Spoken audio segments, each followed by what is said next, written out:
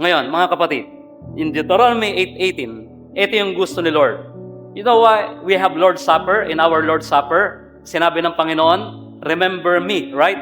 Ang sabi is, remember me. You know why? Para lagi tayong reminded, we are not saved by our own works, but by His grace. And here, pagdating naman sa finances, pagdating sa personal economy, or economy ng ating family, right? Ang sabi ng Scripture, remember the Lord your God. Amen. If you need money, remember the Lord your God. Amen. If something is wrong sa inyong finances, sa inyong family, come on, church, remember the Lord your God. Amen. Now, sabi ng Scripture, for it is He who gives you the ability to produce wealth. Amen. Now, and so confirms His covenant which He swore to your ancestors as it is today.